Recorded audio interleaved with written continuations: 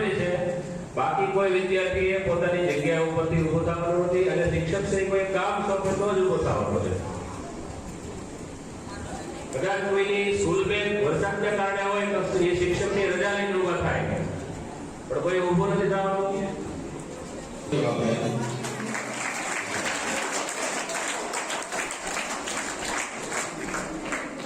શાળા પ્રોત્સવ અંતર્ગત અહીંયા ઉપસ્થિત જિલ્લા સદસ્ય શ્રી મંગાભાઈ, સીઆરસી સર તથા તમામ મહાનુભાવો, આચાર્ય શ્રી, શિક્ષકગણ, વડીલો, ગામના ભાઈઓ બહેનો, આઈસીડીએસના બહેનો તથા વાલા વિદ્યાર્થીઓ સૌને નમસ્કાર।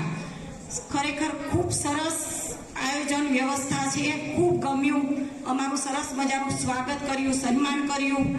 આજે ત્રીજા દિવસે ખરેખર ખૂબ અહીંયા આ પ્રસંગ ખરેખર જોવા મળ્યો કે આંગણવાડીમાં શાળામાં જે બાળકો પ્રવેશ કરે છે તે એક પ્રસંગ છે, તે ખરેખર અહીંયા પ્રસંગ ખરેખર જોવા અમને મળ્યો। ખૂબ સરસ વાતાવરણ પણ ખૂબ સરસ છે અને ગામના વડીલો તથા બહેનો તેમના શિક્ષણ કાર્યમાં ખૂબ જ આગળ વધે અને તેમનું ભવિષ્ય રોશન કરે, માતા પિતાનું નામ રોશન કરે, દેશનું નામ રોશન કરે તેવી શુભકામના।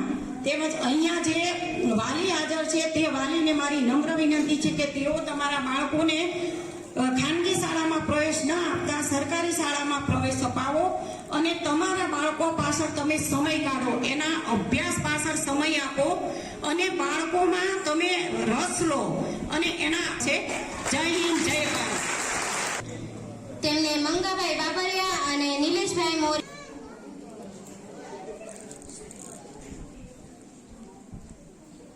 ઈશાનીબેન પંકજભાઈ ડાભી, મીતભાઈ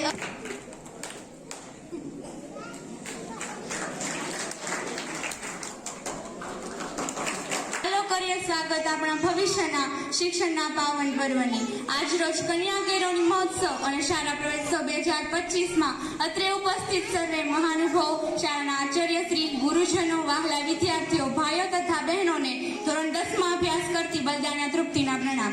મારો વિષય છે કન્યા કેળવણી।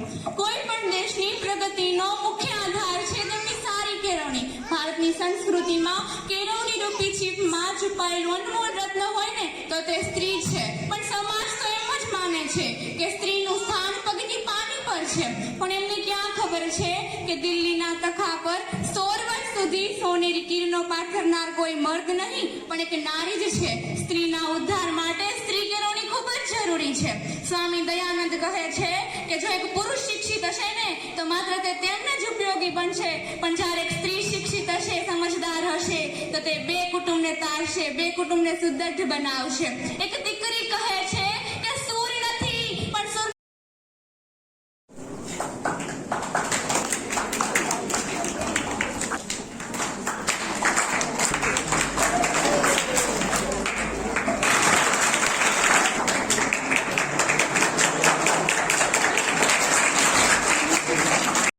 ભારત માતા કી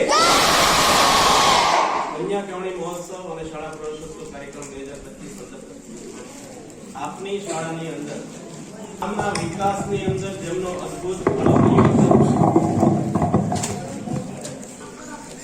અને એમાંથી હું 3-4 જણને ઊભા કરવાનો છું, કેટલાક પ્રશ્નો પૂછવા અને 3-4 બહેનોને ઊભા કરવાનો છું। પાછળ આપણે ભેગા થયા છે ત્યારે આપણા કાર્યક્રમમાં આપના ગામમાં અદ્વિતીય ફાળો જેનો રહ્યો છે વિકાસમાં, સમગ્ર જિલ્લાનું જેવું પ્રતિનિધિત્વ કરે છે એવા આદરણીય શ્રી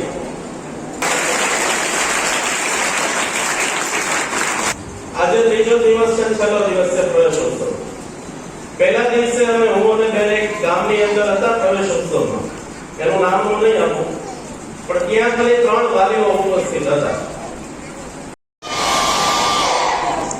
બહુ થાકી ગયા ને? હા, સાચી વાત છે તમારી। અમારો વારો આવે તો લગભગ બધા થાકી ગયા હોય।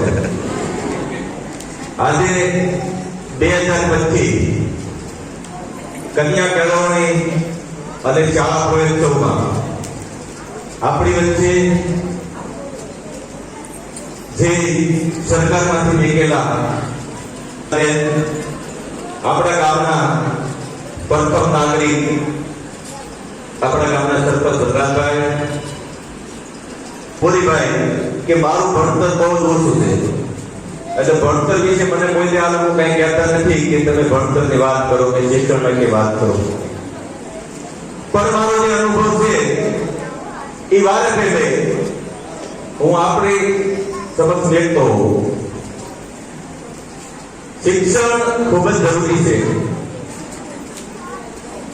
બહેનો, આપણે કાર્યક્રમ પૂરો કરવો હોય તો કરી નાખી. તમે જો આપની ઘરે બોલવાનું છે બાળકો બધાએ કે અહીંની શિસ્ત બહુ સરસ મજાની છે આપણી સ્કૂલની. બાળકો શિક્ષક કહેતા હોય તો ઉભા રહી ચંદુભાઈ જેવા બાળકોને ધીમા પાડવા માટે. આપણા ગામની બાળકો અને બધું હું જોઉં છું ખૂબ જ શિસ્તબદ્ધ રીતે હોય. બીજા ગામમાં જઈને તો એકબીજા વાતો કરતા હોય, આપણે કોઈ વાત